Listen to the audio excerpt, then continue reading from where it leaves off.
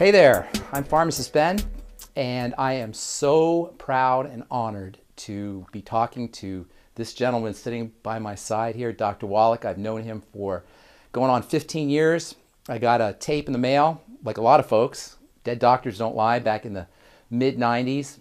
And then I had the incredible opportunity of getting to see Dr. Wallach, and since then, he never ceases to amaze me. And I'm really, really excited to get to, not only for me to be getting to talk to him, but also for you guys to get to hear what Dr. Wallach has to say. So with that, Doc Wallach, thank you. Well, thank you. Appreciate you. Good to see you and good to be here with you. Why don't you tell the listeners a little bit about how you started? You got a great story about how you started to get involved with nutrition as a farm boy, how you noticed things with the animals, and how you had a personal connection with nutritional supplementation, how it worked out for you. Well, I'd like to do that, Pharmacist Ben, but I'll tell you what, before we do that, how about you telling us a little bit about Pharmacist Ben? About Pharmacist Ben? All right, well, Pharmacist Ben started his pharmacy career in 1986, and in pharmacy school, a lot of people don't realize this, but we study a little bit about nutrition, but we study nutrition in terms of how nutrients are medicines, and we study how diseases are deficiency diseases. So this is one of the reasons why I've connected with you so well, because this is your message. We're not sick, we're starving. Many of the things that we consider to be diseases, heart disease, diabetes, the things we die from in this country, are really nutritional deficiencies at their core. And what I like to tell people is, at the point of death itself, we don't die of what it says on our death certificate. We die because some tissue system somewhere, some organ system somewhere is not being fed. So we literally die of nutritional deficiencies. And in pharmacy school, I was studying how vitamin A was connected to vitamin A deficiency was connected to night blindness, and vitamin C deficiency is connected to circulatory problems. And on the other hand, I was studying how prescription drugs were toxic and how they had side effects. I remember one time we watched a movie on beta blockers. These are drugs that stop the heart from working in order to lower blood pressure. And this was a movie put out by Ayers for their new drug Indoral, and it was going to revolutionize the hypertension business. And I remember the movie was an hour long, 15 minutes about how revolutionary their drug was, and 45 minutes was some guy reading the side effects of the new drug. 45 minutes, I'm telling you, reading the side effects. So I got the idea that we got a real big problem in this country in terms of healthcare.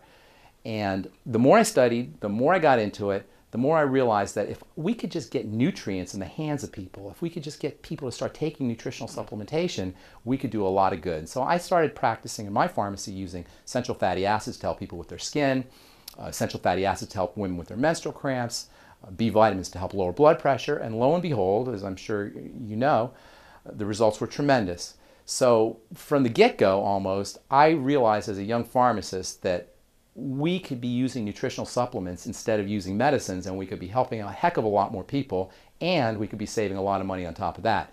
And then when I heard your message, I was all over it. I got that tape in the mail, Dead Doctors Don't Lie, and I was like, who is this guy? And I listened to it, and I listened to it, and I got to tell you, I stole some of your ideas, and I went out and I started talking to folks using some of your ideas. And then one day I was working out in the gym, and I met a guy, and we were talking. I said, you have to hear this tape, Dead Doctors Don't Lie. I said, oh my God, I know Dr. Wallach. And it turns out that this guy knew our mutual friend, Robert Snook. And long story short, he took me to one of your talks. I listened to one of your talks, and I was a believer and a follower. And that's how I got involved with longevity, and that's how I got involved with you. So in any case, now I want to talk about you. And your story is very interesting, how you started with nutritional supplementation. Now, I started, it was already the 1980s. So there were already people who were understanding that vitamin C and the B complex and essential fatty acids and minerals were very important. But when you were working with nutrients, we're talking about the 1940s, vitamins were only really discovered 20 years before by mainstream science. So for you to get on board, you had to be quite the visionary. I wonder if you could maybe tell the viewers a little bit about what went through your synapses to make you realize, hey, there's something out there that we could be using to help take care of what people are considering diseases, people are considering genetics, genetic maladies, people are considering birth defects, but really are nothing more than nutritional deficiencies. Well, it actually started when I was 4 years old. I had a disease that would be called today Tourette syndrome. They didn't have a name for it back then, but it's Tourette syndrome. And I had facial tics, and blink my eyes, and I'd get facial cramps, and it progressed. It got worse every year. By the time I was 9 years old, I'd go into a tetany and fall over, and my friends, my peers, my age group, classmates would say I was possessed, and they could bump me around and give me a bear hug and cause me to go into this tetany. And so I started complaining to my mom, and she took me to an eye doctor for some reason, who's an MD eye doctor, and they examined me and said, can't find anything wrong with him, except he's got very long eyelashes, they're hitting his glasses, curling back and tickling his eyeballs. That's what's setting this off. They thought that was what he tried to say, that was causing the tetany. That's right. And so I'm 9 years old, and I'm not buying it. And I said, no, that can't be my eyelashes tickling my eyeballs. It's too much of a systemic problem. I didn't use the word systemic, but my whole body was affected, so I didn't believe it was just my eyes. So the next morning I went to the library in school, and I went and found a nurse's health handbook and looked for long eyelashes and eyelid twitches and that kind of stuff, and couldn't find anything. So I just went into the index and just started A, and I got down to cramps. I said, well, maybe it's a cramp, because I was playing sports and at 9 years old, and I said, well, I've heard of leg cramps and things. And so I looked it up in the book, cramps, and it said it was a calcium deficiency. Well, before the bus would pick me up to go to school every morning, I would feed our calves we were going to take to the auction this little bag full of alfalfa pellets, but it had a little analysis tag on it, and I'd read the analysis tag. It talked about protein and fiber and calcium. And so I went home that day after school, ran right to the barn, started eating these calf pellets. Tastes like sawdust, but hey, I had a problem. I was going to get rid of it. Next morning, I threw the Cheerios out to the chickens. I filled that cereal bowl up with the calf pellets, put milk on it. I did that for 3 days. By the third day, it was gone. Forever. Forever. Wow. And of course, I've been taking the 90 essential nutrients twice a day since I was 9 years old, 64 years. So what went through your head as a young boy when you're taking these things that are for the calves, and all of a sudden you're this movement disorder that must have been traumatic for you as a kid? Well, it was. What went through your head? You thought it was a miracle? Well, I thought it was one of those eureka moments, because I understood something that doctors didn't. I recognized immediately that doctors didn't know anything about nutrition when I was 9 years old. And I don't know if that was a divine appointment or what, but I do know that I realized then at 9 years of age that doctors really didn't know much about that sort of thing. And I didn't realize that I was going to get into it as a profession, but I knew that I could help myself and I could help my mom and my grandmom and that kind of stuff.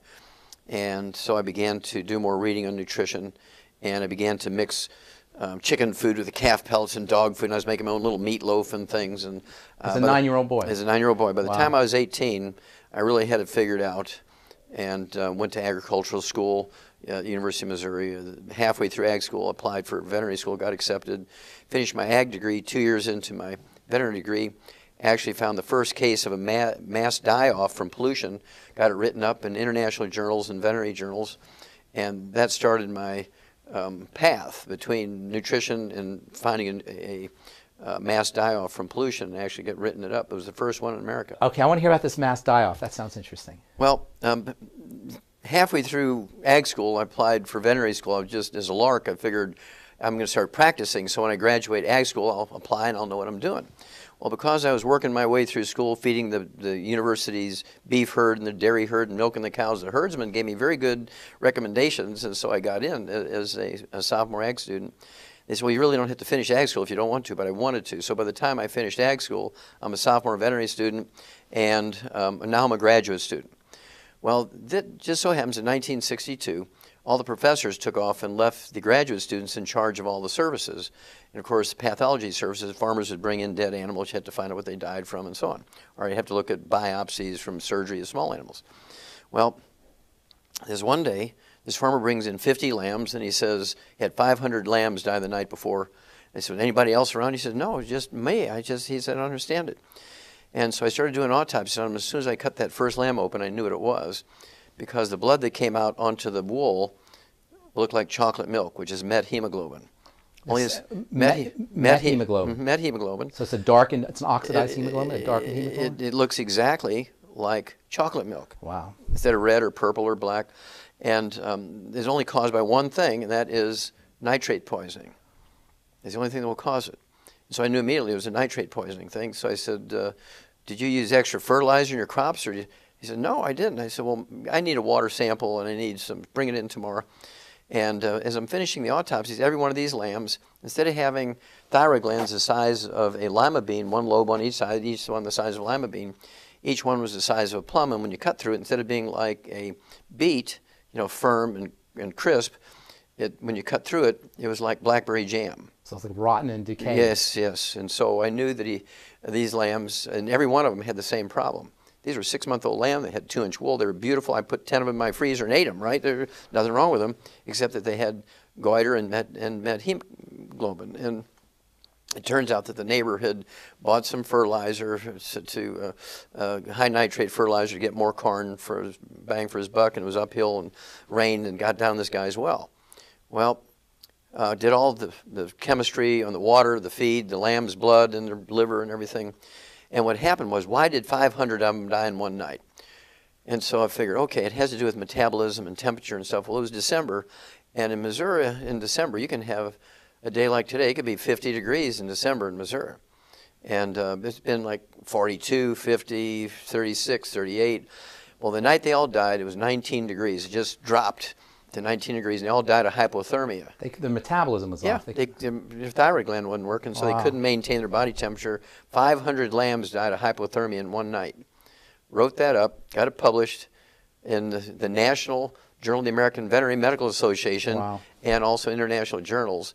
And I became instantly known as a student worldwide. That's awesome. And you were 22 at the time? 22, yeah. That's awesome. So I think it's really important that people understand that you have a lot of great, incredible wisdom and intuition when it comes to nutrition and chemistry, but it comes from actually working with the tissue hands-on. You actually saw what these nutritional deficiencies do to the tissue, to the organ systems of the body.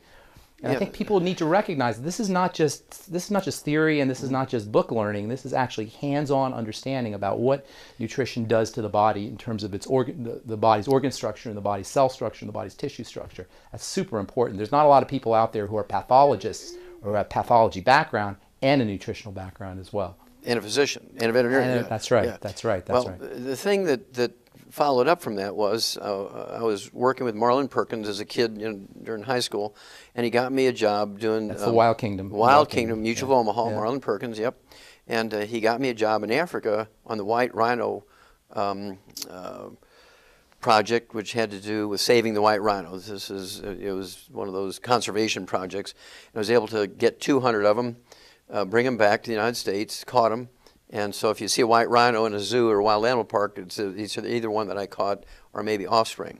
Well, because of that paper, Perkins, and this was the time when pollution was being brought to the surface by Silent Spring, the movie, and Rachel Carson, the book, and so forth. And he was very good. He thought, we have all these animals dying from natural causes in zoos. Maybe pollution has something to do with it. Kind of like the canary in the mine concept, like the old Welsh coal miners. If the gases got in the mine, the canaries would drop off the perch long before the men would die, and they could run out before they blew up. So extinct canary in the coal mine, or animals that were becoming extinct. Exactly. And so he said, we're wasting this material. We need to have some. And I know a guy, Wallach, because I'd give him copies of that paper on the lambs. Oh, wow. So he pulls me back out of Africa, and he made me the chief pathologist in that project, which combined the services of the Shaw's Botanical Gardens in St. Louis, the zoo, and the biology department of Washington University. And so it was called the Center for the Biology of Natural System. To make a long story short, over a period of 12 years, I did over 20,000 autopsies, and over 17,500 were on over 454 species of zoo animals, 3,000 human beings who lived in close proximity to the zoo. And the book that came out of it is 1,200 pages. It's in the Smithsonian Institute as a national treasure. Well, they were shipping me all over the place. Well, what struck you, what hit you the most? 12,000 autopsies, that's a lot of tissue. 20,000. 20,000 autopsies. That's a lot of tissue you're looking at. What struck you the most? What was made the biggest impression on you from looking at all that tissue? Well, pharmacist bend. Yes. The most profound finding, and this was sort of in the summary of there was like 75 scientific papers that came out, published in international journals. I mean, this was a big project. National Institutes of Health, $25 million, which is a lot of money back then. It was chump change now, but back then it was a lot of money for a 24-year-old kid, right? And so the profound bottom line finding was, this is published now, every animal and every human being who dies of natural causes dies of a nutritional deficiency disease. That's awesome. Pollution was kind of a background thing, and in some cases it contributed to it. And those are another long stories. But they could have handled the pollution if they were nutritionally solid. That's exactly right. Yeah. That's beautiful. So now this is 1962. 1962. This is 1962. So take us forward, because you didn't start to become well known, and the Dead Doctors Don't Lie didn't hit for another 1993. Until 1993. So take us forward from 1962 through the 60s. What's going through your head as you're seeing that there's this problem with nutritional deficiencies, and it must have hit you that, hey, we got a big problem here. We knew it was a big problem, and when I was in Africa for that 2 years working in the White Rhino Project, I was still studying nutrition because I wanted to know what elephants were eating, where they were getting their minerals, where they were getting their vitamins. We were testing water and testing the leaves on the trees and the bark that they were eating and so forth, and writing papers from that too and so forth. And when it came back and began to do these autopsies, they would send me, the National Institutes of Health and the National Science Foundation would send me to different facilities, because some facilities had whales and some didn't. Some facilities had walruses and some had gorillas and didn't. And so they wanted me to do autopsies or draw blood samples or whatever I had to do to get as many species involved in this project. Well, they actually, after the time at the St. Louis Zoo, they sent me to the Brookfield Zoo in Chicago because they had whales, and they had the Shedd Aquarium with dolphins, and they had the Brookfield Zoo and the Lincoln Park Zoo, so the number of species went way up. And I was walking into this office, and I'm unpacking, and there's two biologists there who are getting ready to go on an expedition into Alaska to catch some wild Arctic foxes. And so, oh, that sounds like an interesting project. Why are you doing that? He said, well, we have a pair of Arctic foxes here at the zoo, at the Brookfield Zoo in Chicago, and they must have some terrible gene, because Arctic foxes normally have 10 to 12 kits in their litter, and they were only having 3 to 5 kits, and they're always born with this birth defect, so they have this terrible genetic problem. So we want to get some wild genes and bring that in and reconfigure the genes and so forth. I said, well, tell me about it. They said, well, 5 years earlier, the babies were born with neural tube defects, and 4 years earlier, they were born with no limbs. 3 years earlier, they're born with no diaphragm, so they all suffocated to death. All different things. All different things. Yeah. Every year is a different thing. And then the last year, they had cleft palates, and I said, well, it's not genetic, because it'd be the same birth defect. It'd be like the same birth defect year after year after year. If it's one gene, it'll be the same problem. Exactly. He says, what are you feeding them? Ground up horse meat. And they said, well, are you giving them any vitamins, minerals? No, because they're meat eaters. We just give them meat. And so I knew what the problem was right away. So I said, okay, I'll tell you what. Since your guys are leaving this week, why don't you get them off a display? They're imperfect. I played to their beliefs, right? So I said, they're imperfect specimens anyway. Give them to me. Let me kind of work on them and do some tests on them. And they were happy with that. They brought them up there. And when they left, I went to the grocery store and bought some dog food for toy dogs. And I gave it to the foxes. Within a couple of months, they had a normal litter of 12 babies. So I did the thing that a good farmer would do. I inbred them, right? I bred the mother to the sons, the father to the daughters, the brother to the sisters, and by doing that, I had 300 foxes very quickly. Right. And then I inbred them, and I inbred them. By the time 3 years went by, I had over a couple of thousand foxes, and they were in the reptile house, the bird house, the administration healthy building. Foxes. All perfectly healthy, Yeah. not a single defect in any of them, because they're all getting dog food, which is perfect. Well, I think what you're talking about here is so interesting, because this is the middle 60s now we're talking? This is the early 60s, yeah. Well, today, the cutting edge in science and in genetics is not genetics at all, it's epigenetics, correct? So what you were doing 30 years ago was epigenetics. Yes. I wonder if you could tell the folks a little bit about the whole idea of epigenetics, how epigenetics relates to genetics, and how nutrition relates to epigenetics. Well, you have to appreciate how the medical mind thinks, pharmacists, Ben. You know this being a pharmacist. But for our viewers here, the medical mind is that they get a theory and everything belongs to that theory. For instance, back in the days of the cavemen, there were witch doctors and shamans. Everything was caused by evil spirits. Right. And then there was alchemists, and it had to do with distillation and turning lead into gold and all that kind of stuff, and sprinkling. If all you have is a hammer, everything looks like a nail, that kind of thing. Exactly. And then it went into spontaneous generation, because they didn't know about germs yet, and they thought that life spontaneously generated from nothing. And then along came Van Leeuwenhoek, the Dutch.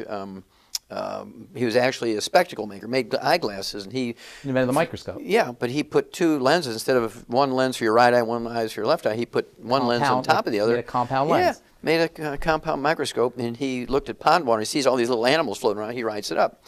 Well, Pasteur he's a guy who's working on wine, trying to keep it from going sour and going to vinegar.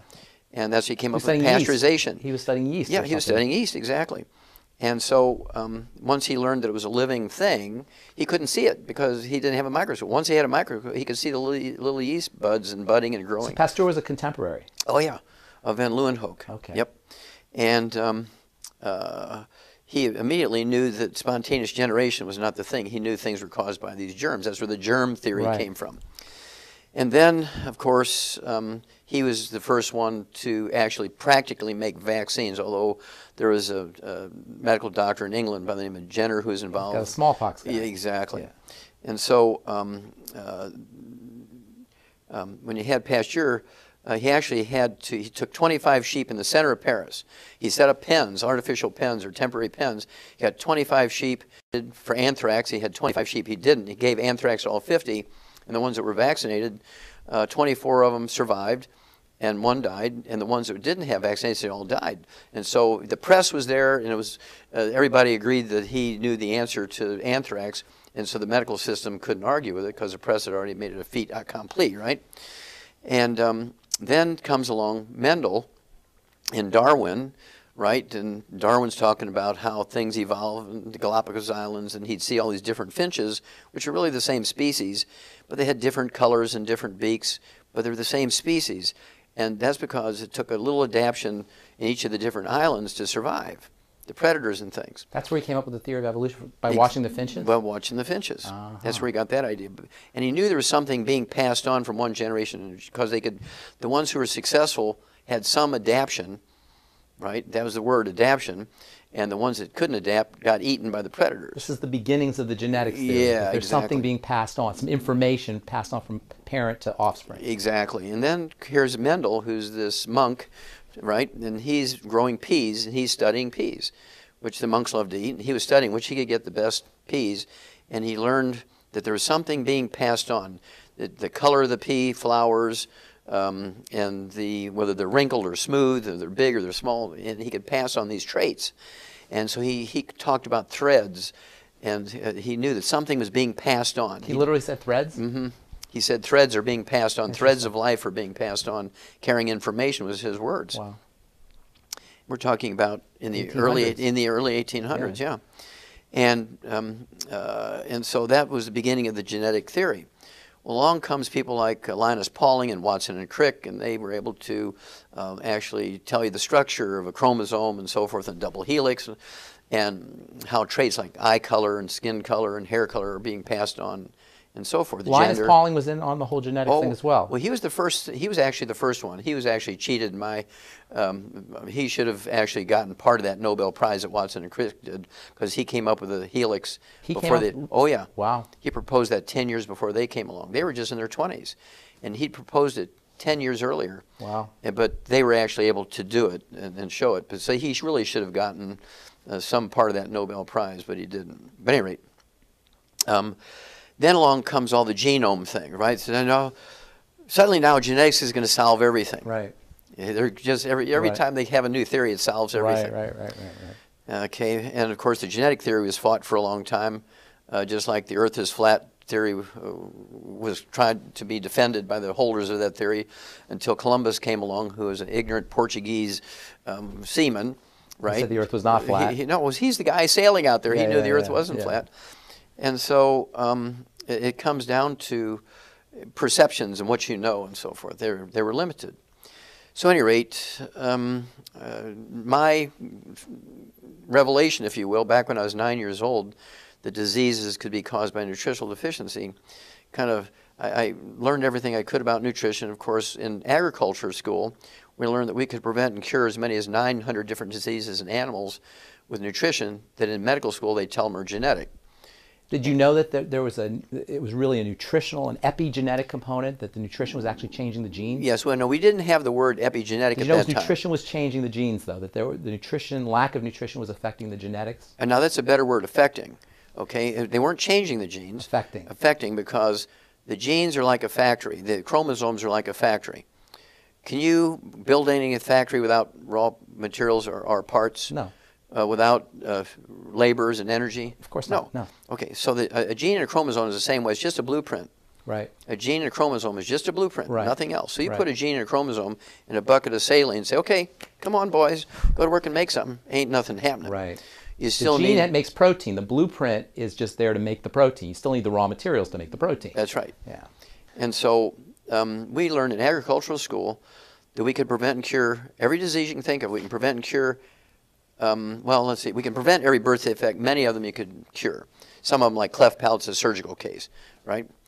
And for instance, congestive heart failure, the most common cause of heart disease, death in adults in America, it's a deficiency of a single vitamin. In fact, when I went to the next thing after the foxes in the Brookfield Zoo, the Shedd Aquarium there in Chicago, they called me over and said, hey, we hear you're wanting to do autopsies on some cetaceans, which are whales and dolphins and things. I said, yep. They said, well, we got a freshwater dolphin here from the Ganges River in India, just died, and we get 10 or 12 of them every year, and in the spring and by the fall they're all dead. This is pretty typical. Why don't you give us your thoughts what's happening here? So I go over there and cut that thing open. First thing, I knew immediately what it was, because the heart of a 300-pound freshwater dolphin is as big as your fist. Well, this dolphin's heart was as big as a basketball.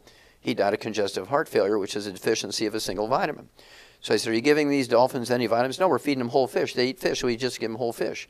I said, tell me what species of fish, because there are certain fish in their tissues, they have an enzyme that kills that vitamin. You're not talking about vitamin C? No. Thiamine. Thiamine. Thiaminase. There's a thiaminase in the tissue of smelt. They're feeding because of the size. The smelt was the perfect food from size standpoint for these freshwater dolphins. They didn't have any thiamine. They didn't have any thiamine because they weren't putting a multiple and extra thiamine in the mouth of those fish when they fed them to the little freshwater dolphins. So, told them to change the type of fish they were feeding them, give them a multiple and some extra B vitamins with a lot of thiamine, stop the deaths in the freshwater dolphins, the Shedd Aquarium. And so these are the things I could do with nutrition. And here's all these biologists. I mean, these guys are very skilled, very well trained biologists when it came to behavior of the animals and their dynamics in captivity and so on, and how they reacted for territories with one male against the other, that kind of stuff. Behavioralists. Yeah, exactly. But they weren't biochemists. They were biologists, but they weren't biochemists. They were biologists, but they weren't biochemists. Yeah. And so I could come in and see something very simple that I've been studying for 10, 15, 20 years and see it in a heartbeat, where they could look at it and they couldn't recognize it. Now, thiamine is a fascinating vitamin. That's the berry vitamin. Exactly. That's the vitamin that they were given. Tell the story about the chickens and the race polishings. Well, beriberi is a very interesting disease.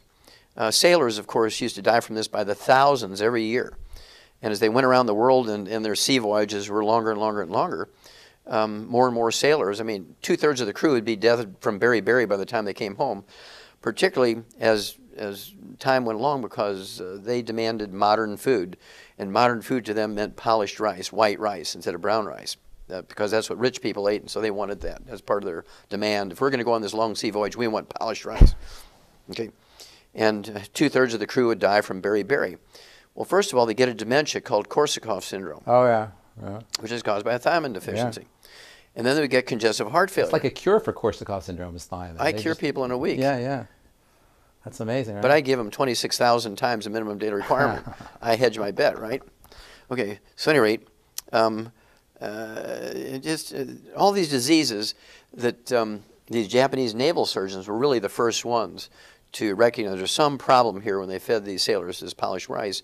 But the Admiralty, you know, the big guys up there, the Admiralty, well, listen, these guys are demanding this. This has nothing to do with it. It's got to be some bug. They thought it was a bug. Wow.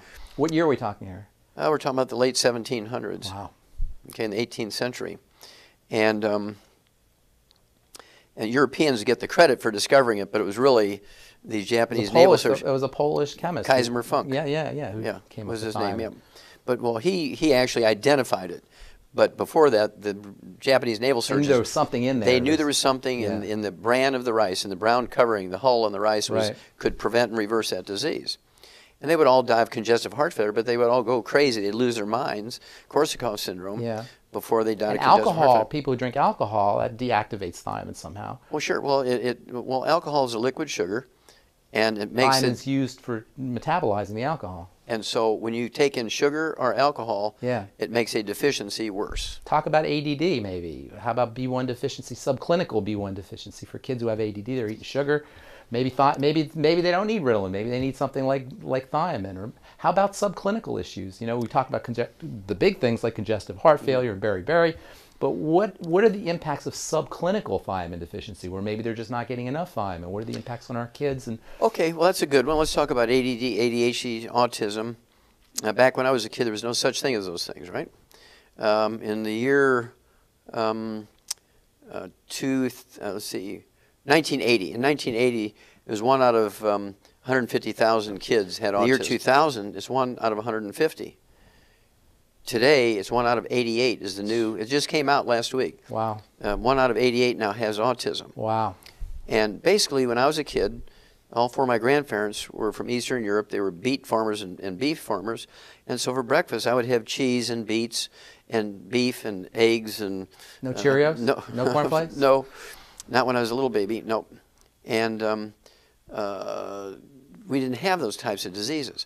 Well, here comes now, 20 years later, kids are being fed on these box cereals full of processed carbohydrates with sugar on it, and they're getting apple juice. Right. How can you build a brain, which is 2/3 by weight, 75% by weight, is cholesterol and good fats? Okay, and so now all they're getting is carbohydrates and sugar, and they're going crazy. Right. So not only are they deficient, but it's costing them nutrients to process all that stuff. Exactly. So it makes the nutritional deficiencies worse. Even worse, right? Right. And so simply, I take kids that haven't spoken in 11 years. You start feeding them eggs, you get them on the 90 essential nutrients, which is what we feed animals, the 90 essential nutrients, 60 minerals, 16 vitamins, 12 essential amino acids, 3 essential fatty acids. And after 11 years of not speaking, I have kids who can read the Bible out loud in churches. That's awesome. And you know what, Doc? I say this on my radio show all the time. I say, you're going to think it's a miracle, but it's not a miracle. This is the way the body works, because you give the body what it needs and it will respond. This amazing system, this amazing divine system. You touched on cholesterol. I definitely want to talk about cholesterol. Okay. But before I get to that, my favorite mineral, you know, in the world of nutrition, you get favorites, right? You probably have your favorites. And Sure. I know one of them that's one of my personal favorites, and I know is one of yours, is selenium. So tell us a little bit about selenium, this incredible, incredible mineral, and some of the things that you can use it for. And I want you to place special attention on how selenium is involved with the thyroid, how selenium is involved with diabetes, and all the different things that you can use with this incredible mineral that, by the way, is active in microgram quantities, the tiniest of quantities. Maybe touch on that a little bit. Okay, as you say, selenium is one of those wonderful trace minerals, which is an essential nutrient. We need it. We can't live without it. And it has many functions. It's a structural mineral when it comes to chromosomes, right? Epigenetics, we'll get into that, right? But it's a structural piece in the actual normal double helix. Is it one of the fingers that you were talking about? It's one of the metallic fingers that keeps this double helix of the chromosome in the proper distance of each other. There's a little strut there. In the middle of these struts, there's all these different minerals, and selenium is one of them. Wow. So the helix itself is an incredibly organized structure, and every little component of it is key. The distance that the nucleotides are from each other, all of that is tightly regulated, and minerals like selenium are involved in making sure that this structure stays intact. That's what the fingers are. Exactly. And when you have a deficiency of selenium, many things happen. In the biochemical level, you can't recycle glutathione, which is one of the most potent antioxidants made by the body. The most, maybe. And it's used to protect you from cancer and fend off inflammation in your arteries so you don't get clogged arteries and that kind of stuff. But if you don't have enough selenium, you use one molecule of glutathione and it sort of deactivates. But when you have selenium, you can recycle that one molecule of glutathione 1,000 times. That's awesome. That's very awesome. And then it protects your brain from MS. When you have MS, you have a terrible, terrible selenium deficiency, because it allows the free radical damage to the myelin and the white matter of the brain again, and you get these lesions in the brain about the size of a lima bean that cause MS. So supplementing with selenium can prevent or reverse MS. Wow. Along with the 90 essential nutrients. You can't not by itself. That's right. So 200 micrograms, 400 micrograms? Well, I like to be a little heavy-handed. 600? I like to be a little heavy-handed. 800? A milligram, yeah. A milligram of 1,000 selenium? microgram, yeah. Okay. When you have these diseases, you need to use a bigger hammer, right? Okay. HIV. You can prevent HIV from mutating to AIDS by supplementing with selenium. Wow. 1 milligram a day. What's the difference between Arthur Ashe, the great black tennis player, And Magic Johnson, the great black basketball player, one is dead, one's alive, one's supplementing with selenium, one didn't. Is that what? That's what Magic Johnson's doing. Oh, that's interesting. Now, how about even just a common cold or just like flus and that kind of thing? I'm getting there. Okay. I'm getting there. It's very good. You're on top of it. All right. But I also, it's one of the things they actually discovered, Dr. Gerhard Schrauser, a grand man, he's the guy who discovered that selenium is an essential nutrient back in 1957. They didn't consider it essential back then. No, they considered it a poison. Yeah, exactly. Right, they thought it was a poison. Even medical doctors today still think it's a poison. Yeah. But it actually was discovered to be an essential nutrient. And the disease he was looking at was liver necrosis, the death of your liver. If you survive death of your liver, you got cirrhosis of the liver, right? And this is all caused by not drinking, because 99% of the people who get liver cirrhosis never took a drink of alcohol in their life. Right. It's a selenium deficiency. Wow. I get people off the liver transplant list all the time. Wow. And that's a big problem today, non-alcoholic fatty liver disease. That's a huge problem. Fatty liver, primary sclerosing cholangitis, liver cirrhosis. Yeah. I've had people, pharmacists, Ben, who've had 32 liver operations at Harvard Medical School. Their livers are the size of an Oreo cookie, and I rebuild them in 2 months to a normal liver, just using the 90 essential nutrients and extra selenium. Right. Okay. And then there's cataracts are caused by selenium deficiency and free radical damage, eating fried foods, free radical damage to the lens of the eye and no selenium to protect it. And then you get cardiomyopathy heart disease. I've done Keyshawn syndrome. Keyshawn syndrome, That's right. I've done 1,200 autopsies on kids under the age of 10 in Keyshawn province, China. 1,200 autopsies. Nobody else has ever done that. They're all deficient. They're all deficient in selenium. And partially because of our work there in China, every school kid, when you go to kindergarten, they get a multiple and a capsule of selenium. We've wiped out cardiomyopathy heart disease in children in China. That's awesome. Is that awesome? That's awesome. Now, isn't there an animal correlate to this Keyshawn syndrome, selenium deficiency? Yes. Is sheep? Well, in every animal you can name, there's a correlation. But in pigs, they call it mulberry heart disease. In sheep, they call it stiff lamb disease, because when they get heart disease, they kind of walk with arch back and they're kind of stiff. And in cattle, they call it white muscle disease, because when you cut through the heart, instead of having this beautiful kind of reddish purple heart color, it looks like a good perch muscle. It's white, so they call it white muscle disease. And you can prevent it with a little bit of selenium. Well, with the 90 essential nutrients plus extra selenium. If they get it and they survive the first heart attack, or you catch it with just arrhythmias in their heart, you give them the selenium, it goes away. How about for the thyroid? The thyroid gland, of course, there's actually a syndrome called Wilson syndrome. The question is, how many nutrients does your thyroid require? A lot, probably. No. All 90. Yeah. Now, if you ask a physician, they'll say iodine, because it's part of the structure of the thyroxine hormone. But that's only the part of the structure. But for the thyroid gland to work, it needs all 90. Duh, right? And so a lot of times when they look at the T3, T4, the TSH, and all that kind of stuff, really what they're looking for is iodine levels. And so you can be perfect. They say, well, we don't know why you're having all these symptoms of thyroid disease, because, we give them iodine and nothing changes. Well, that's because it's a selenium deficiency. That's interesting. Well, selenium is involved in the hormone as well. Well, it's part of the structure as well, no? It's part of the structure, but it actually is even equally importantly, it's part of the process of making the hormone, okay? And as is copper and everything else. And then, of course, it's necessary for the health of your muscles. Muscular dystrophy is a selenium deficiency. Wow. Now, a fellow by the name of Marvin Rappenay, who grew up Amish, and he went in and became a Navy SEAL. Going from the Amish world to Navy SEAL, he comes back after 20 years in the SEALs. He goes back, a worldly man now, and he sees all these kids dying of muscular dystrophy in the Amish community.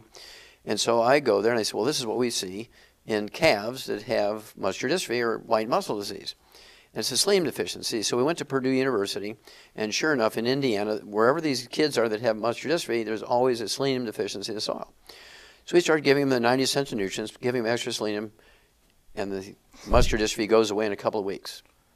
Even if they've been in wheelchairs for years, we get them out of the wheelchairs to go play basketball. So we send all this information to Jerry Lewis. This is a gospel true story now. We send all this information to Jerry Lewis. He must have loved it. He went crazy, positive. He loves it. Yeah. I said, now, Jerry, we're not asking for money. We already know the cause, prevention, and cure of muscular dystrophy in kids. We already know this. And we just think it's appropriate that we offer to you the opportunity to make the news release, because you're the guy. Muscular Dystrophy. They're Jerry's kids, Yeah, right? yeah, yeah. So you're the obvious guy to make the news release if you want to. If you say no, we'll be happy, but at least my conscience is okay because I've given you the opportunity. He gets excited. He takes it to the medical committee in the Muscular Dystrophy Foundation. They fire Jerry Lewis. That's why Jerry Lewis has not been on the telethon for the last 2 years. Oh, that's an amazing story. And they sent him on a cruise. They actually bought him a ticket to say, we have a non-disclosure contract with you, Jerry. You can lose everything. We'll sue you for everything if you bring this up. And so we're sending you on a cruise. Go enjoy yourself. And don't bring it up. We want you away from here Wow. when we're having this telethon this year because everybody's going to say, well, where's Jerry? For the last cruise. It's over with. That's a great story. And so they fired Jerry Lewis because we discovered the cause-prevention cure of, and I knew what it was for a long time, but until Marvin Ropp came back from being a Navy SEAL and introduced me to the Amish community, I didn't have access to those kids. So selenium for muscular dystrophy. But I think your point's well taken that you have to have the entire mighty 90. These things are specific for disease states, but the entire milieu of the body has to be nutriated. That's right, because everything kind of works together. Yeah. And if you have to have the metabolism to be able to repair yourself. You have to have the metabolism to operate just in life. And so to think you can cherry pick one nutrient, this is one of the bad things the medical system does. Allopathic nutrition, I call it. Yes. Where you just use a nutrient like it's one kind of drug, one kind of disease. Exactly, using a nutrient as a drug. Yeah. Instead of using the whole. I liken it to Grandma's recipe for an angel food cake, for instance. And she dies and she leaves her secret recipe to her favorite granddaughter, right? But the granddaughter doesn't like some of the ingredients. She said, I really don't like eggs because of cholesterol theory, right? It's not going to be the same cake. And so you leave the eggs out, and all you get is a angel food crepe. Yeah. You don't get angel food cake. Right, because all the ingredients work together. Exactly. And the mighty 90 works together the same way. Yeah. All right, so there's so many things I want to talk about, but I don't think any conversation with Dr. Wallach would be complete without talking about colloidal minerals. Okay. Okay. And first of all, there seems to be a lot of misunderstanding. People don't really understand what exactly a colloidal mineral is, and I think it makes sense that there be misunderstandings. You know, Albert Einstein and some of the great physicists, they studied colloidal solutions, colloidal suspensions. They were so fascinated with how these things work and how they interact with the water and the electrical nature of all that. Why don't you tell folks, first of all, how you discovered the power of colloidal minerals and exactly what are colloidal minerals and why are they so special and so effective? Okay, well, thank you, pharmacist Ben. Back again in the late 80s, I was working with some of the alternative cancer hospitals in Mexico. They invited me to come do some things with them. And that's a long story how I got there, but that's another time.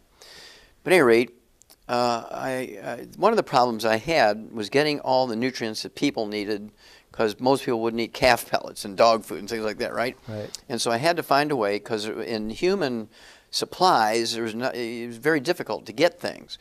And so I needed a source of some really weird trace elements and rare earths, okay, like gallium, ytterbium, yttrium, neodymium, praseodymium. Which the body needs. You get disease if you don't have them. Most doctors, you ask them about those ytterbium deficiencies. Rare earth, europium. You ask them about those things, doctors look at you like a deer in the headlight. They've never heard of them, right?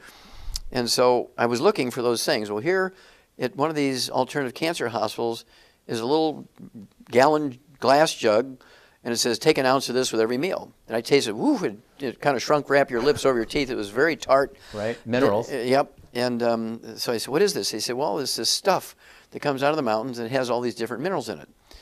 So I took it to Dr. Schrauser, University of California. I said, analyze it. And it had 77 minerals in it, including all these really weird trace minerals and rare earths. Exactly what I was looking for. To make this, as what's turned out now, to be the Alex pack, right? Right. You got it? Right. But that was back in 1985. I had been looking for something, but it was so expensive. It would have all the trace. You were looking for something that would have all those trace minerals. And the rare earths. And if we were to put it together one by one by one, it would cost $1,000 an hour to take that stuff, right? And so it's too expensive. So here's a natural source. Wow. And it had everything in there in optimal amounts. I mean, I really got excited because I said, now I've got the tool that I can bring this to the general public, right? Wow. Well, a colloid is actually a mineral that's in suspension rather than in solution. So it doesn't dissolve, it hangs. It hangs in there. Now, how does that do that? You've heard of Brownian movement, right? Well, all these particles are the same charge, and so they repel each other. And so they stay in suspension by their own energy because they're repelling each other like little magnets. That's awesome. Isn't that awesome? Yeah. And So this is a highly electrically charged solution. That's right. It's like a magnetic solution. But they're all the same charge. Right.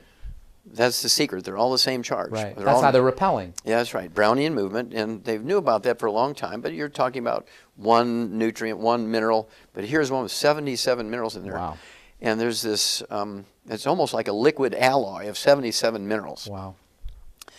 And for instance, if you take a solution, a liter of a solution, you can maximize whatever you can get in there. You get 985 or 989 milligrams. That's all you can get into a solution. There's only so much room in between the water molecules.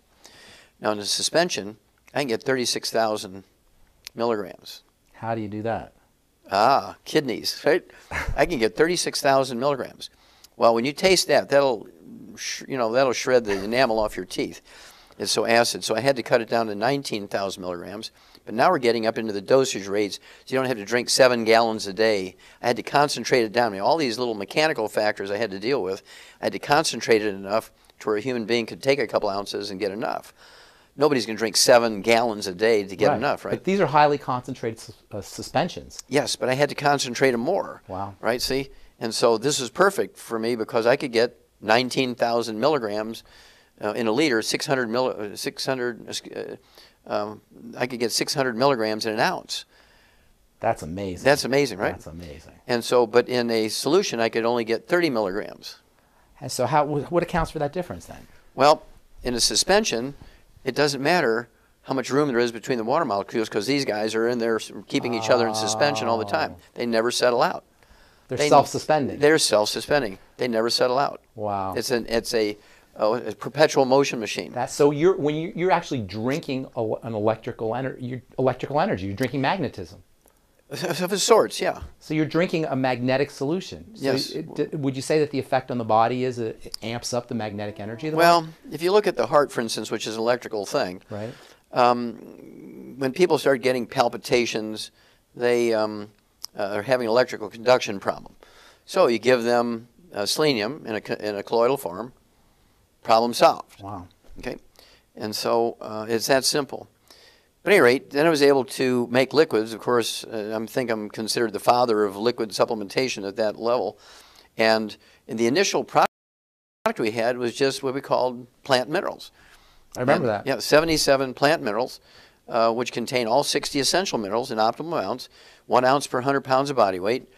And most people are deficient in minerals, so just taking those minerals made an enormous positive difference in people's lives. And then people were saying, well, what multiple do I take with it? So I had to come up with a multiple, and then you think it's tricky to add all the vitamins and amino acids and things to it. Now I tried adding the fatty acid, it turned it into soap. I'm sure. It became a solid. You can't add fatty acid stuff, but it's a miracle that you could add all that other stuff in there. That's some amazing formulations. And let me tell you something. I formulate for a living, and the formulations that you guys have, Youngevity's come up with some formulations that are absolutely stupendous, and it started off with that bottle of minerals. That bottle of minerals. So we just kept adding things to it, and of course we'd run into the thing like turning into soap, and we had bottles exploding and stuff. And so in the early days it was quite adventurous. And then of course right now we have in the Alex pack, which you can buy by itself or part of the Alex pack. I like the Alex because you got a complete thing. Is the Beyond Tangerine. Has 245 nutrients in it. That's a stupendous product. Isn't that wild? Stupendous product. It has 300 milligrams of these minerals per serving.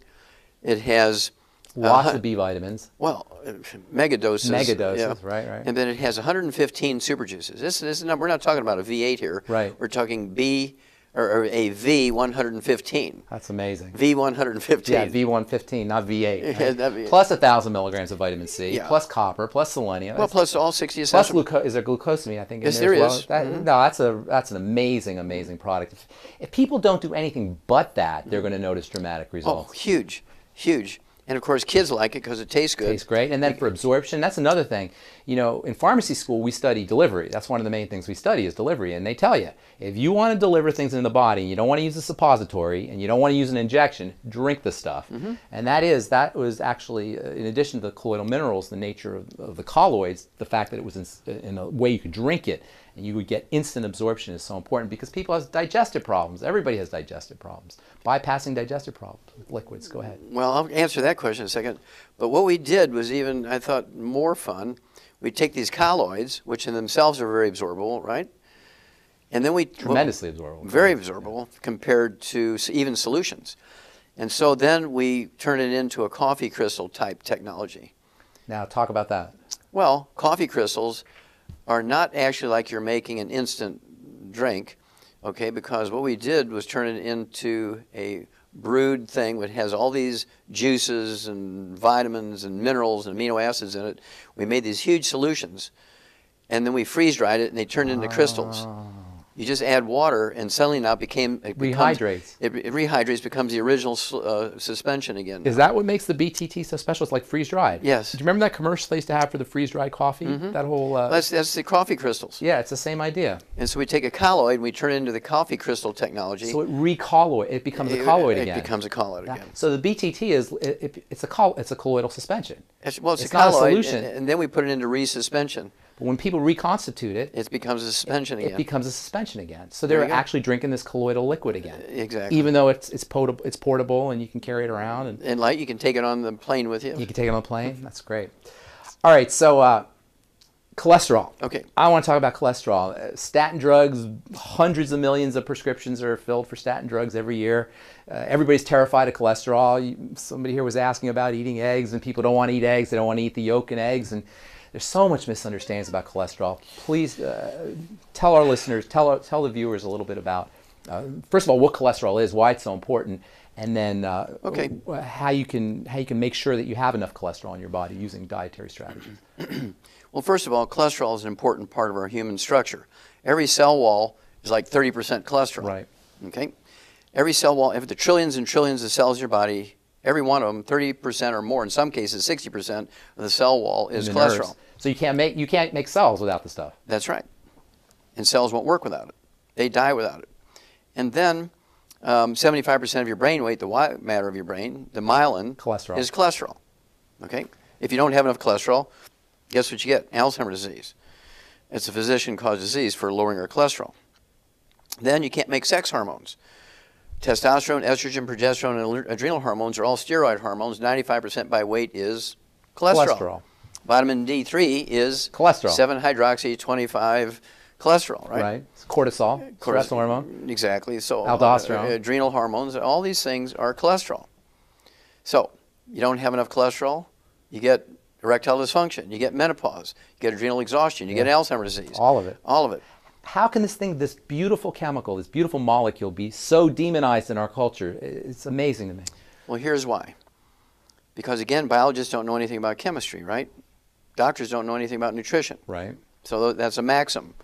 Well, in 1971, after having done 20,000 autopsies, I wrote a paper which compared the plugged arteries in vegans versus plugged arteries in meat eaters. Huh. Looking at this cholesterol theory, right? So the vegans are eating grains? Well, grains, vegetables, fruits, and nuts.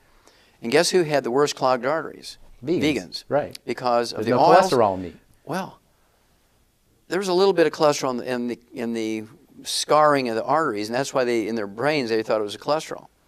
But there was turbulence in there, and the body's putting cholesterol in there trying to smooth it out. You know, like these nonstick pans.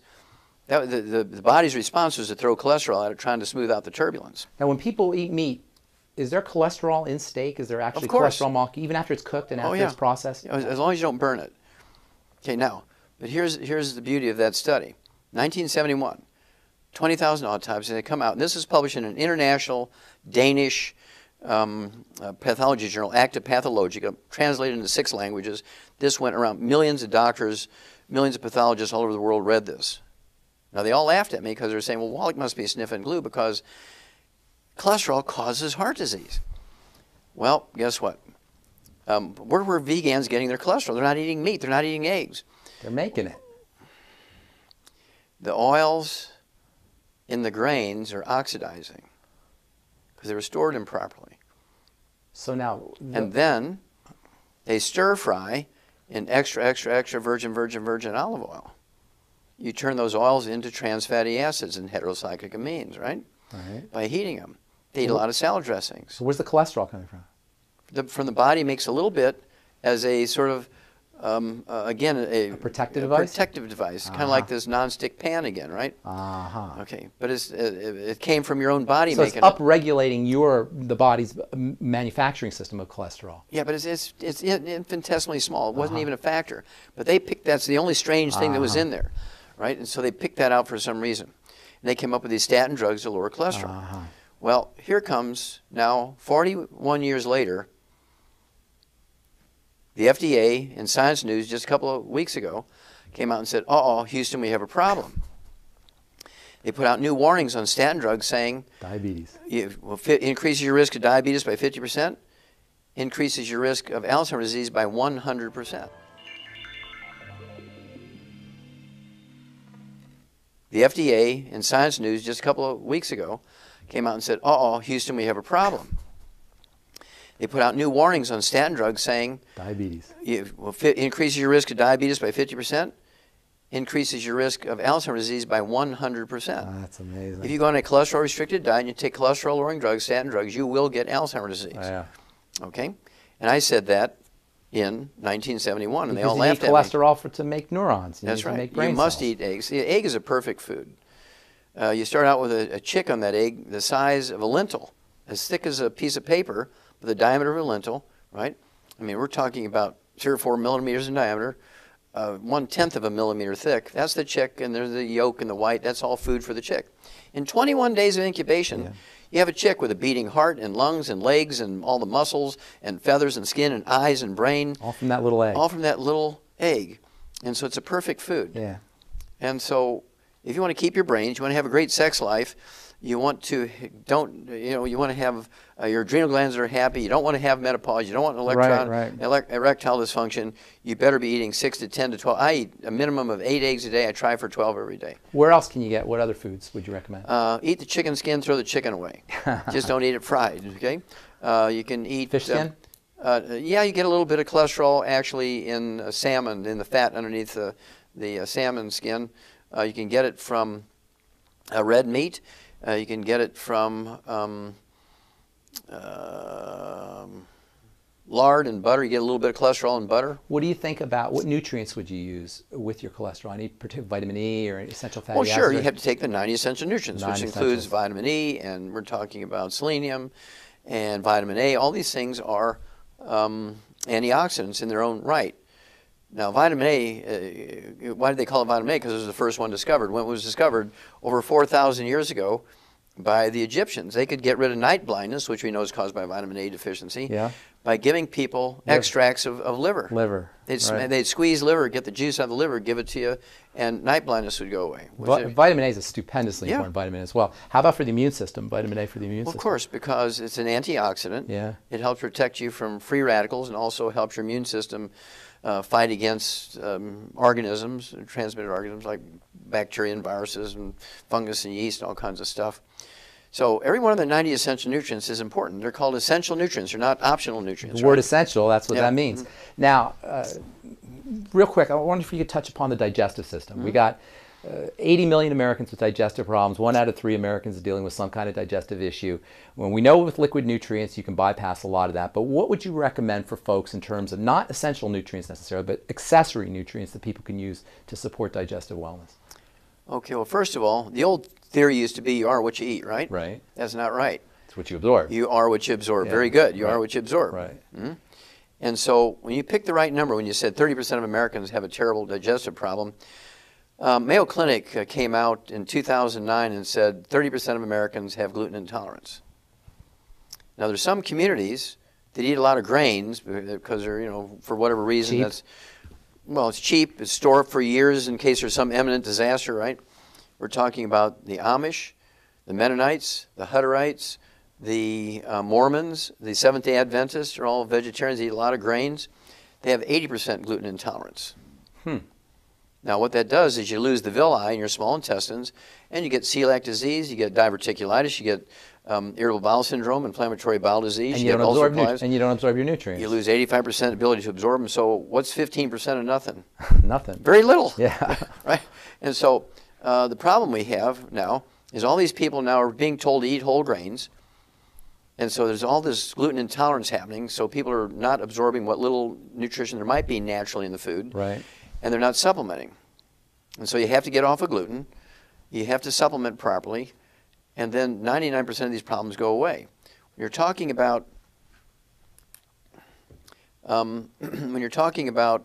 diseases, for instance, like you have a baby born with muscular dystrophy, cystic fibrosis, cleft palate, they're born deaf, and all this kind of stuff. Invariably, the mother will be gluten intolerant because what little nutrients are in the food, she can't absorb them very efficiently. So she's got a malnourished fetus. She's got a malnourished fetus. Wow. It's not genetic. Oh, yeah, it's malnourishment. It's malnourishment. But here's the thing that gives doctors a little bit of hope that their theory is correct. Gluten intolerance is passed on through cord blood or breast milk. It's not genetic, but the glutens are passed on The allergens. Well, they're not even allergens. It's not an allergy. It's an intolerance. So in other words, the proteins, the peptides are passed through in the milk, and the baby becomes intolerant to it as well. Yes, exactly. Now here's the deal. Nobody's allergic to poison ivy because there's no pollen involved, nobody eats it for salads, but everybody is intolerant of it. Now you rub poison ivy on yourself, you don't get an allergic reaction. You don't get an immune reaction. You have a contact dermatitis. Right. The same thing when you eat gluten and you have a gluten intolerance, you don't get an allergic reaction, you get a contact. It's a mechanical issue. Would you say it's a chemical irritant. You get a contact enteritis. Okay? So it's not necessarily an allergic reaction. It is not an allergic reaction. It's still an immune reaction. No. It's not even an immune reaction. Is it mechanical? It's a chemical irritant. So gluten is an irritant. Oh yeah, it's a contact enteritis. Bakers will get it too. There's baker's dermatitis. Well, yeah, exactly the same thing. Same idea. And so what you do is you get these people on gluten-free diets. Their asthma goes away in 2 weeks. It's amazing. And you have a woman who's had 3 kids in a row with muscular dystrophy. You put her on a gluten-free diet, you give her the 90 essential nutrients appropriate for her body weight, you throw in some extra selenium, she'll never have another child with muscular dystrophy. She can have 10 more kids, but none of them will have muscular dystrophy because it's not genetic. That's amazing. Now, are there other things in grains aside from gluten? Gluten gets all the press, but there's other things as well. Are there other proteins, other peptides? Well, sure, there are allergens. You can get a wheat allergy, but it's not necessary to be gluten intolerant. Is grain a problematic food, in your opinion? Yes, it is, because human beings were never designed to eat grain. Yeah. Now, the animals that do very well with grain are ruminants. They have extra stomachs. They have 4 stomachs. Yeah. So if we have 4 stomachs, maybe we'd be able to eat that. Well, we'd be able to eat grain. Yeah. We have a single stomach, and we don't have the capacity to handle grains like an antelope and a buffalo, a buffalo and the horses and cattle and sheep and goats and all these animals with 4 stomachs. When you look around the world, other than one-celled animals, the 4-stomach animals are the most universal form. They're everywhere, on every continent, every place. There's more species of ruminant animals than there are elephants. So our digestive system just isn't designed to eat these kinds of things. That's right.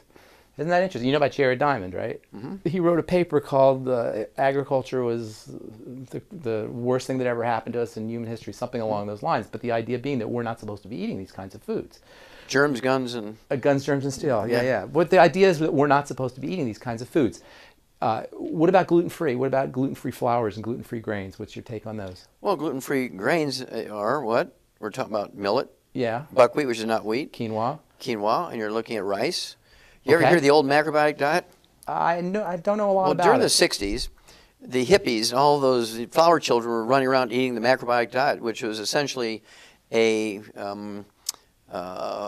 German cleansing diet that was made from brown rice and steamed vegetables. It was only supposed to be done for 2 weeks, but they felt good on this stuff, right? And so they added a little bit of fish to it, maybe some eggs, so you get enough protein so you could live on it forever. And, I mean, these people were solving problems like eczema, asthma, were all going away on this macrobiotic diet. And they said, it's the magic of the brown rice. No. It's because they gave up wheat. That's interesting. And there was this Michio Kuchi who popularized, he's a Korean guy who popularized the macrobiotic diet. He had terminal pulmonary tuberculosis. I mean, 90% of his lungs were filled up with tubercle abscesses, and he was beyond hope, according to the doctors, right? He got on the macrobiotic diet, and 3 months later, he's gluten-free, he's cured. That's a great story. Now, I don't know if people really recognize that you are a prolific writer. And you write some I've great written a little books. bit of stuff. You write some great books. And what I like about your books is how you pull together all these disparate fields, these disparate sciences, anthropology and sociology and history and economics and nutrition and chemistry and biology. You pull the whole thing together. And you got a great story, and I think it's in Hell's Kitchen. I'm not sure which one. I think it might be Hell's Kitchen, where we talk about the wood ash. And that's just a brilliant story about how people got the idea that you could actually get healthy by using ash.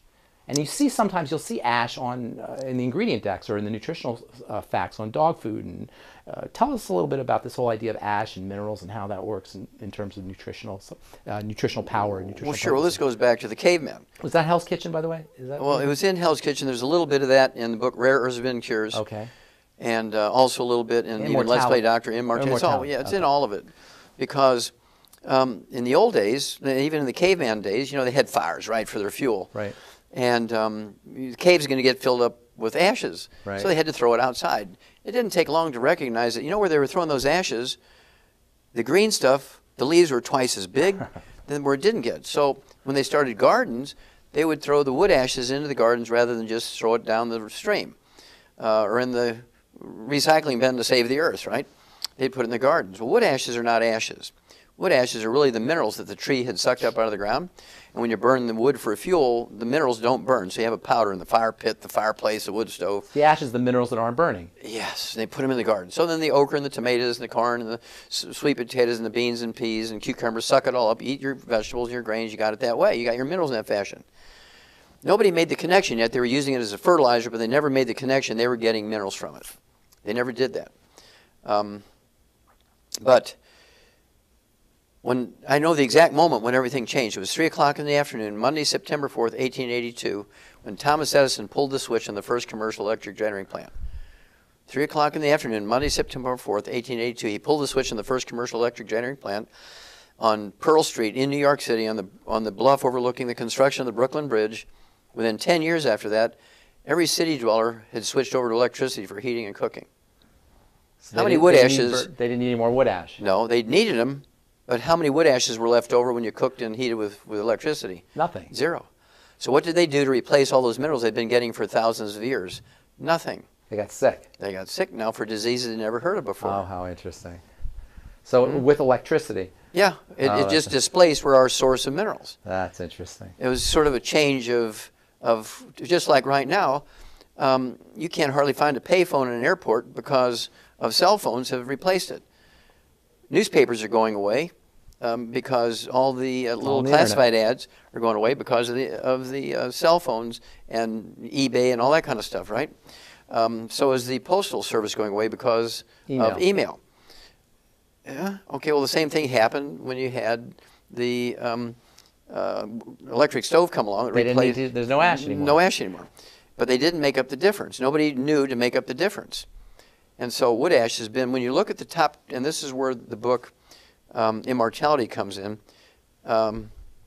We looked at the top 20 longevity cultures on Earth. We did it through National Geographic. We read 60 years worth of National Geographics because we knew we'd have to spend millions of dollars of our personal money and years and years and years. And then people would say, well, Wallach, we don't believe this one, and we'd argue about that one. So we took everything from the National Geographic, give them plenty of credit and so forth. We used their pick of the top 20 longevity cultures. We have 40 times 100-year-olds. They have 100-year-old per 250 population. We have 100-year-old per 10,000.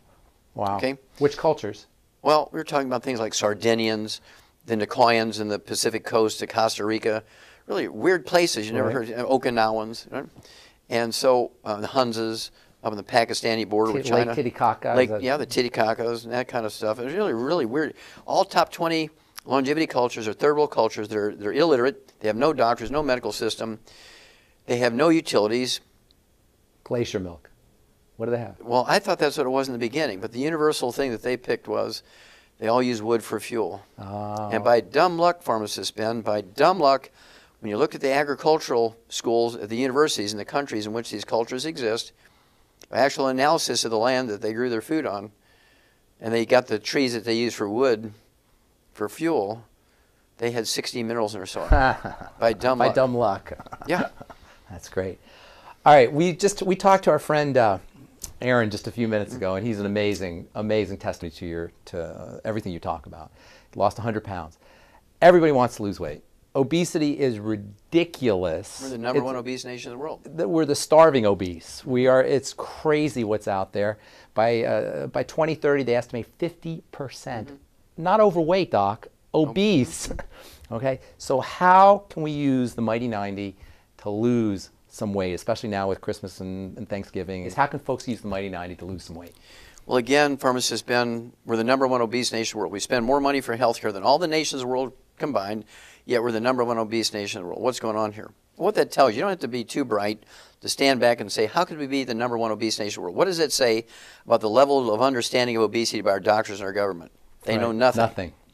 Otherwise, we'd be number 204, right? We'd be the thinnest people on earth and the healthiest. But we're number one obesity because they know nothing about obesity. In their theory, you know what I'm saying? In their theory, obesity is caused from lack of exercise and a disease of excess. You're eating too much. Right. Because they think that we're like an oven. They think if you eat carbohydrates at only 4.5 calories in, calories out. Exactly, 4.5 calories per gram as opposed to 9 calories per gram for fat. You can't buy fat. It's fat-free, low fat, no fat. But we're still fat. We're still obese. Okay, and that's because it is not a disease of excess and it's not a disease of lack of exercise. When you're obese or even overweight, it's a disease of deficiency. You're deficient in a couple of minerals.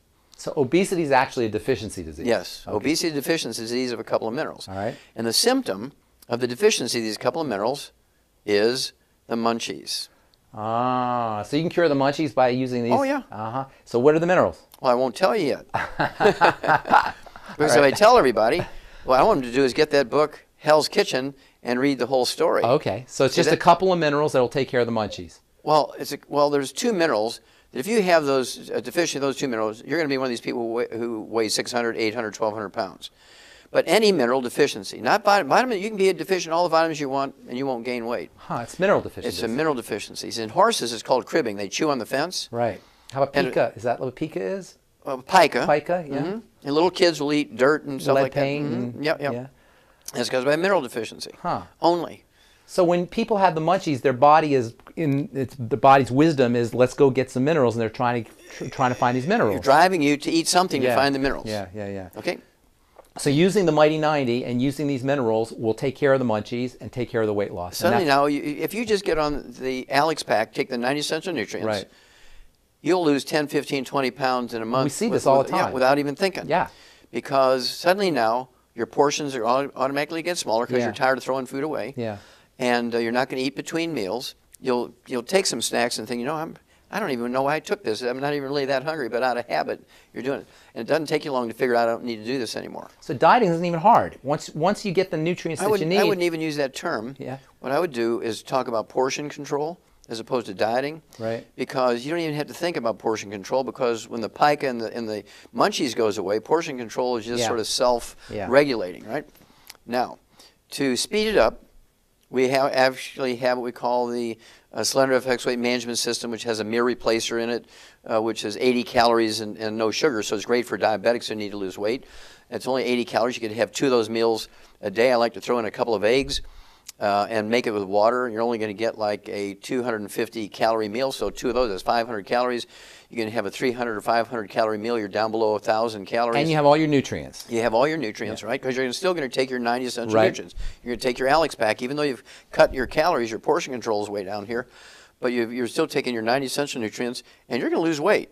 We see it all the time. In fact, that's the most dramatic example of how powerful this stuff is the weight loss. Yes. And the weight loss shouldn't even necessarily be the target of what you're looking for. That's like It just happens. It just happens. Yes. It happens on its own. Now, if somebody needs to lose 25, 50, 75, 100 pounds or more, then we throw in what we call ASAP. I like to add ASAP. Yeah.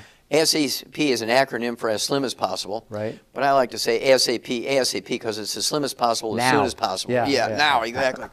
And so what I like to do, if you need to lose 50 pounds or less, you put 1 dropper full under your tongue of this liquid. What it is, it's amino acids, which is the raw material for your pituitary to make certain hormones. Like growth hormone. No, like HC. Oh, okay, all right. Yeah. And so, don't tell anybody. I won't say anything about that. It's a very important hormone, though. Yeah, and so instead of going and getting prescription injections, you do this yourself. Right. And you're going to lose, a quarter of a pound, half a pound, 2 pounds a day, depending on how you are with that portion control piece, right? And just like you said, Aaron lost 100 pounds. We have thousands of people every month. See it. It's amazing. Yep. It's absolutely amazing. And I see it around the world. People are just, this product's going around the world now. Yeah. And but they're adding years to their life. They're decreasing the likelihood of arthritis and degenerative diseases and cancer, God forbid. Cancer, heart disease. All of that. Absolutely. Yeah. And it's a combination of the 90 essential nutrients. The Alex Pack is a combination of the super juices that's in the BTT, the Beyond Tangerine, 115 super juices, antioxidants fending off the bad guys. Magnesium. Well, it's all in there. Yeah. Well, the OsteoFX Plus, we haven't even talked about that one. That's a wonderful product. It's part of the Alex Pack. Yeah, yeah. It's all in there. And so at any rate, obesity goes away very quickly. But when you say, right now they're predicting 50% obesity by the year 2030, that tells you that they don't know what to do. Because if they knew what to do, they'd say, okay, right now we're 36% obesity. But it'll be Here's less. what we do. Yeah. And by 2030, it's going to be 20%. They don't know what to do. They have no earthly idea because their theory has failed them. Yeah. And they cannot believe it's a disease of deficiency. In their little pea brains, they cannot believe that it's a disease of deficiency. Well, they're still operating that steam engine mentality where you put the coal in and you get a fire, and they don't understand that the body's not a steam engine. There's a whole, it's a metabolic system. It's a chemistry system. Okay, now, the spin-off of that, of course, they say that people who are obese, they have a higher rate of diabetes. Yep. That's this sort of cousin disease here. Right. They run together, but not all the time. You can have people who are obese don't have diabetes, but they do tend to run together. And we've known for 70 years that diabetes, type 2 diabetes, which makes up 98% of the diabetic population, is a simple mineral deficiency disease again. It's not genetic in any way, shape, or form. Right. It is not genetic in any way, shape, or form, for emphasis, right? Right. It is a simple mineral deficiency disease. And I have to tell you this story. You'll appreciate this, pharmacist man. There's a fellow out there by the name of Jerry Murphy. He's an owner of one of the largest, I think it's the third largest medical laboratory in America. He services 7,000 hospitals and tens of thousands of doctors' private offices every day with his medical laboratory. This guy's got 3 PhDs. Like a diagnostic Oh, diagnostic laboratories. Yeah, they take specimens and send them to the laboratory. They send the results back to the doctor, right? I mean, this guy has 3 literally, he has 3 PhDs. He doesn't have in diabetes. Medical. Oh, yeah. He had terrible brittle diabetes. I mean, his blood sugar is off the chart, even with injectable insulin. And he knows about all this stuff. Well, he has access to the finest endocrinologists, the cutting edge of research on what you do for diabetes, all the drugs. I mean, he knows everything about diabetes the medical system knows. Well, a mutual friend introduces us. And because I've been talking about diabetes for 25, 30 years, right? And so I said, well, yes, sir, I can help you. I can get your A1C hemoglobin down below 5 within a couple of months. I can get your blood sugar down below 100 without medication. You'll be an ex-diabetic. And he looks at me like, oh, yeah, right. Right. He says, who are you? So I had to introduce myself a little bit. He said, well, I don't believe you. So tell you what, give me a test. I mean, give it a try. You have everything to gain, nothing to lose. You're not being successful at what you're doing. He said, okay, I'll give you 90 days, Wallach.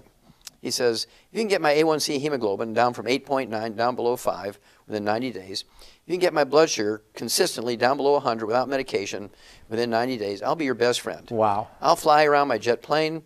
I will show up spontaneously at meetings you won't even know. I'll just appear and give my testimony. I will brag about you. I will put every one of my employees on your program, and I'll stop all my insurance. And you knew you could do it. You knew. I was self-insured. Well, I've been doing it every day for 35 years. And so he says, but I'll tell you what, if you fail, if in 90 days you haven't gotten rid of my diabetes, I will hire somebody whose only job is to go around every place where you're going to give a talk and tell everybody in the newspapers and be interviewed and tell everybody what a quack you are. Right. I said, okay, Jerry, let's do it. Let's go for it. And he was kind of shocked that I didn't want to negotiate, right, and equivocate. Right. I said, let's do it. Well, to make a long story short, in 2 months' time, following exactly what I told him to do, and he was very good, he was impeccable in doing exactly what I told him, his A1C hemoglobin dropped from 8.9 down to 4.3, and his blood sugar went down to 62 without medication. That's amazing. And you know what? It's the way you put it and the way you frame it, it's easy. It's easy. And I want everybody to understand this is easy. If you have diabetes, if you have a blood sugar problem, and you've been told you're going to be on insulin the rest of your life and you're going to be on drugs the rest of your life, this is easy because it's a metabolic problem. And once you change your body's chemistry, it can't help but follow. Now, that gets us to what my personal favorite product, and you know we all have our favorite products, but my personal favorite product is the Sweeties. Yes. And that's because That's the secret sauce. that's the secret sauce, right? For type 2 diabetes. The chromium and the vanadium, and these two minerals are so amazing for blood sugar. Real quick, if you could just tell the listeners a little bit about chromium especially, but a little bit about vanadium. Well, these two minerals have been known, again, for 70 years to support your body's ability to metabolize carbohydrates and fats and sugars at the cellular level, support healthy blood sugar by sensitizing your cell membranes to insulin. That's what they do. They're sort of the cofactor necessary so your cell wall can recognize insulin, right. so it can speak the language of insulin. People who have type 2 diabetes, contrary to what doctors tell their patients, when you have type 2 diabetes, you're making as much as 10 times more insulin than a non-diabetic. It's resistance to the insulin. Exactly. So the insulin level is going up because your body keeps trying, right. keeps pumping out more, saying, why aren't you responding? Well, that's because you're missing that key. It's kind of like the combination on a combination lock. And if you take this along with the 90 essential nutrients, right. by themselves, you'll get okay results. But if you take those two by themselves, you'll be unhappy. You say, well, that Wallach thing didn't work. You must take them along with the 90 essential nutrients. The B vitamins, the vitamin C. And all 90 essential magnesium, nutrients. right. In their theory, you know what I'm saying? In their theory, yeah. obesity is caused from lack of exercise and a disease of excess. You're eating too much. Right. Because they think that we're like an oven. They think if you eat carbohydrates at only 4.5 calories calories in, calories out. Exactly, 4.5 calories per gram as opposed to 9 calories per gram for fat. You can't buy fat. It's fat-free, low fat, no right. fat. But we're still fat. We're still obese. Okay, and that's because it is not a disease of excess and it's not a disease of lack of exercise. When you're obese or even overweight, it's a disease of deficiency. You're deficient in a couple of minerals. So obesity is actually a deficiency disease? Yes. Okay. Obesity deficiency is a disease of a couple of minerals. All right. And the symptom of the deficiency of these couple of minerals is the munchies. Ah, so you can cure the munchies by using these? Oh, yeah. Uh-huh. So what are the minerals? Well, I won't tell you yet. Because if I tell everybody, what I want them to do is get that book, Hell's Kitchen, and read the whole story. Okay, so it's just a couple of minerals that will take care of the munchies. Well, there's two minerals. If you have those deficient of those two minerals, you're going to be one of these people who weigh 600, 800, 1,200 pounds. But any mineral deficiency, not vitamin, you can be deficient in all the vitamins you want and you won't gain weight. Huh, it's mineral deficiency. It's a mineral deficiency. In horses, it's called cribbing. They chew on the fence. Right. How about pica? Is that what pica is? Pica. Pica, yeah. Mm-hmm. And little kids will eat dirt and stuff lead like paint that. Mm-hmm. Yep. Yeah. That's because of a mineral deficiency. Huh. Only. So when people have the munchies, their body is the body's wisdom is let's go get some minerals, and they're trying to find these minerals. You're driving you to eat something to find the minerals. Yeah. Okay. So using the Mighty 90 and using these minerals will take care of the munchies and take care of the weight loss. Suddenly now, if you just get on the Alex pack, take the 90 essential nutrients, right. You'll lose 10, 15, 20 pounds in a month. We see this all the time. Yeah, without even thinking. Yeah. Because suddenly now, your portions are automatically get smaller because you're tired of throwing food away. Yeah.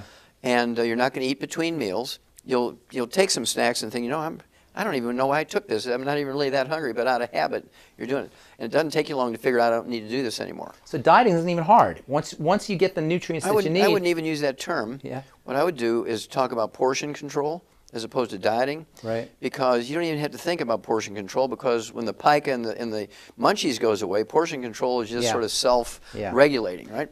Now, to speed it up, we actually have what we call the Slender FX Weight Management System, which has a meal replacer in it, which is 80 calories and no sugar, so it's great for diabetics who need to lose weight. It's only 80 calories. You could have 2 of those meals a day. I like to throw in a couple of eggs and make it with water. You're only going to get like a 250 calorie meal, so 2 of those is 500 calories. You're going to have a 300 or 500 calorie meal. You're down below 1,000 calories. And you have all your nutrients. You have all your nutrients, right? Because you're still going to take your 90 essential nutrients. You're going to take your Alex pack. Even though you've cut your calories, your portion control is way down here. But you're still taking your 90 essential nutrients, and you're going to lose weight. We see it all the time. In fact, that's the most dramatic example of how powerful this stuff is the weight loss. Yes. And the weight loss shouldn't even necessarily be the target of what you're looking for. That's like It just happens. It just happens. Yes. It happens on its own. Now, if somebody needs to lose 25, 50, 75, 100 pounds or more, then we throw in what we call ASAP. I like to add ASAP. Yeah. ASAP is an acronym for as slim as possible. Right. But I like to say ASAP because it's as slim as possible, as soon as possible. Yeah. Now, exactly. And so what I like to do, if you need to lose 50 pounds or less, you put 1 dropper full under your tongue of this liquid, what it is, it's amino acids, which is the raw material for your pituitary to make certain hormones. Like growth hormone. No, like HC. Oh, okay, all right, all right. Yeah. And so, don't tell anybody. I won't say anything about that. It's a very important hormone, though. Yeah. And so, instead of going and getting prescription injections, Right. you do this yourself. Right. And you're going to lose, you know, a quarter of a pound, half a pound, 2 pounds a day, depending on how you are with that portion control piece, right? And just like you said, Aaron lost 100 pounds. We have thousands of people every month. I see it. It's amazing. Yep. It's absolutely amazing. And I see it around the world. People are just, this product's going around the world now. Yeah. And but they're adding years to their life. They're decreasing the likelihood of arthritis and degenerative diseases and cancer, God forbid. And cancer, heart disease. All of that. Absolutely. Yeah. And it's a combination of the 90 essential nutrients. The Alex Pack is a combination of the super juices that's in the BTT, the Beyond Tangerine, 115 super juices, antioxidants fending off the bad guys. Magnesium. Well, it's all in there. Yeah. Well, the It's OsteoFX Plus, we haven't even talked about that one. That's a wonderful Well, product. it's part of the Alex Pack. Yeah, yeah. It's all in there. And so at any rate, obesity goes away very quickly. But when you say, right now they're predicting 50% obesity by the year 2030, that tells you that they don't know what to do. Because if they knew what to do, they'd say, okay, right now we're 36% obesity. But it'll be Here's less. what we do. Yeah. And by 2030, it's going to be 20%. They don't know what to do. They have no earthly Yeah. idea because their theory has failed them. Yeah. And they cannot believe it's a disease of deficiency. In their little pea brains, they cannot believe that it's a disease of deficiency. Well, they're still operating that steam engine mentality where you put the coal in and you get a fire, and they don't understand that the body's not a steam engine. There's a whole, it's a metabolic system. It's Yes. a chemistry system. Okay, now, the spin-off of that, of course, they say that people who are obese, they have a higher rate of Diabetes. Yep. That's his sort of cousin disease here. Right. They run together, but not all the time. You can have people who are obese don't have diabetes, but they do tend to run together. And we've known for 70 years that diabetes, type 2 diabetes, which makes up 98% of the diabetic population, is a simple mineral deficiency disease again. It's not genetic in any way, shape, or form. Right. It is not genetic in any way, shape, or form, for emphasis, right? Right. It is a simple mineral deficiency disease. And I have to tell you this story. You'll appreciate this, pharmacist, man. There's a fellow out there by the name of Jerry Murphy. He's an owner of one of the largest, I think it's the third largest medical laboratory in America. He services 7,000 hospitals and tens of thousands of doctors' private offices every day with his medical laboratory. This guy's got 3 It's PhDs. like a diagnostic Oh, diagnostic laboratories. Yeah, they take specimens and send them to the laboratory. They send the results back to the doctor, right? I mean, this guy has 3 literally, he has 3 PhDs. He doesn't have in diabetes. medical. Oh, yeah. He had terrible brittle diabetes. I mean, his blood sugar is off the chart, even with injectable insulin. And he knows about all this stuff. Well, he has access to the finest endocrinologists, the cutting edge of research on what you do for diabetes, all the drugs. I mean, he knows everything about diabetes the medical system knows. Well, a mutual friend introduces us. And because I've been talking about diabetes for 25, 30 years, right? And so I said, well, yes, sir, I can help you. I can get your A1C hemoglobin down below 5 within a couple of months. I can get your blood sugar down below 100 without medication. You'll be an ex-diabetic. And he looks at me like, oh, yeah, right. Right. He says, who are you? So I had to introduce myself a little bit. He said, well, I don't believe you. So tell you what, give me a test. I mean, give it a try. You have everything to gain, nothing to lose. You're not being successful at what you're doing. He said, okay, I'll give you 90 days, Wallach. He says, if you can get my A1C hemoglobin down from 8.9 down below 5 within 90 days, if you can get my blood sugar consistently down below 100 without medication within 90 days, I'll be your best friend. Wow. I'll fly around my jet plane. I will show up spontaneously at meetings you won't even know. I'll just appear and give my testimony. I will brag about you. I will put every one of my employees on your program, and I'll stop all my insurance. And you knew you could do it. You knew you I was self-insure. Well, I've been doing it every day for 35 years. And so he says, but I'll tell you what, if you fail, if in 90 days you haven't gotten rid of my diabetes, I will hire somebody whose only job is to go around every place where you're going to give a talk and tell everybody in the newspapers and be interviewed and tell everybody what a quack you are. Right. I said, okay, Jerry, let's do it. Let's go for it. And he was kind of shocked that I didn't want to negotiate, right, and equivocate. Right. I said, let's do it.